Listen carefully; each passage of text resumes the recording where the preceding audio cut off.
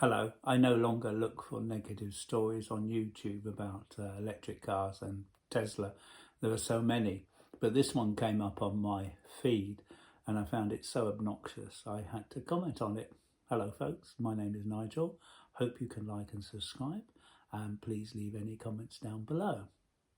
So let's Now, electric cars, Howard, in theory, by I think it's 2030, is it 80% of vehicles being sold by, I think it might be more than might be 88% of vehicles being sold by motor manufacturers have to be electric ones, yet the general public just don't want them. They cost a fortune, they're loads of money to insure. I still sort of wonder what on earth went on in that. Was it Luton Airport car park where an electric vehicle burst into flames and brought down the entire structure and every... This is fact check one. There are many mistakes in this. The report from the Bedfordshire Fire Service investigating into Luton Airport found that the fire was started by an electrical fault, not an electrical car. There is a subtle difference there that this channel may not be aware of. An electrical fault or component failure from a diesel car.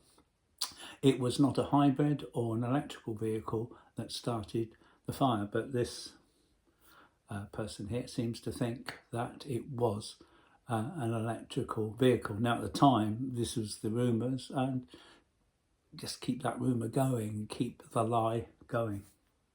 They put their feet out into the road and suddenly turn around and see me. It is dangerous, and we've warned the government about this situation before, and I thought they were going to put some policy by putting some noise, some sort of noise thing, an amplifier. Good old combustion engine with the poisonous, obnoxious fuels.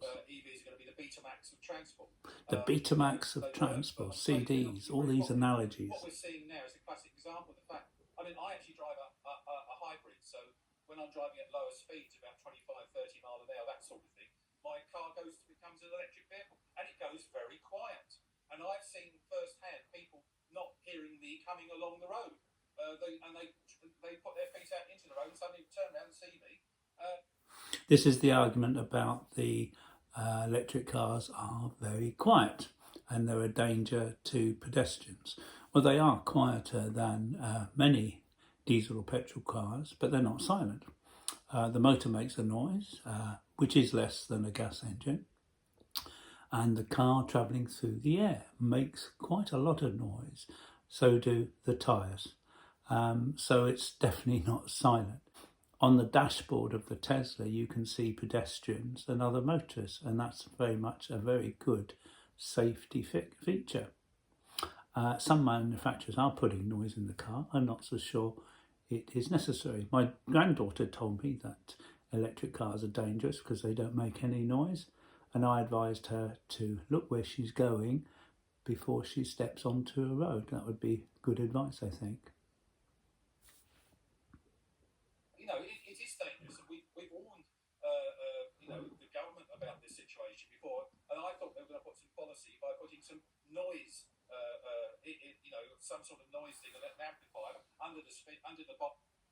This is a report that electric cars are twice as likely to hit pedestrians, and it was a study by the Phil Edwards, Professor of Epidemiology and Statistics at LSHTM, lead author and paper, saying that given the damaging impacts of air pollution from petrol and diesel cars, overall electric cars are almost certainly better for our health.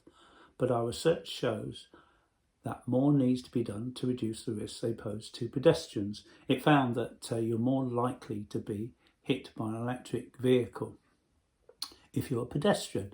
But the results were from figures that they had from 2014 to 2017. Because if you look at the figures since 2018, in those 6 years, pedestrian fatalities and incidents and accidents have reduced on the roads.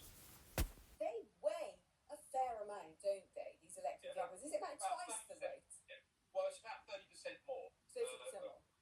It depends on the vehicles. The smaller electric vehicles are considerably heavy ratio to a petrol or diesel smaller vehicle. But when you get to the sort of average family car, you're looking at 30, maybe 40% more. And in terms of, I mean, in that respect, if they happen to hit you, even going at a low speed, they're going to cause probably a guaranteed fatality. I mean, A guaranteed fatality. Well, electric cars are heavier if they hit you, but they don't guarantee a fatality. Electric cars certainly don't cause potholes. They're caused by much heavier vehicles, lorries, buses and big trucks. An electric vehicle does weigh more than an ICE vehicle, but an ICE SUV weighs a lot more than an EV saloon. They're not complaining about SUVs, they're only complaining about electric vehicles. Regular saloon electric vehicle is way safer. It's also identifying on the screen where, certainly my Tesla does, where the pedestrians are. So SUVs are much bigger, they're much heavier, they're the problem, not electric vehicles. is this part of the 20-mile-per-hour rollout? The fact that at 20 miles per hour, councils aren't as liable for if people have issues with potholes. In fact, you know, these vehicles are probably responsible for turning our roads into something that looks like churned up cottage cheese. But also that, you know, even at low speeds, these things can inflict a great amount of damage because of that extra weight. You're absolutely right, Alex. And this is the problem. Not only this, obviously we're being told that they're good for the planet, they're going to save the planet, all these sorts of things. But from cradle to grave, we produced a report with the Alliance of British Drivers and the Motorcycle Action Group.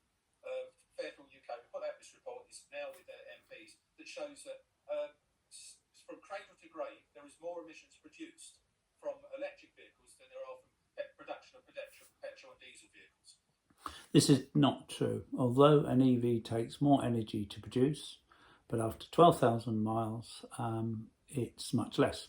And if you are like me and you source your electricity from wind power, it's a lot less than the 12,000 miles. Cradle to grave, it's a lie. It's not true.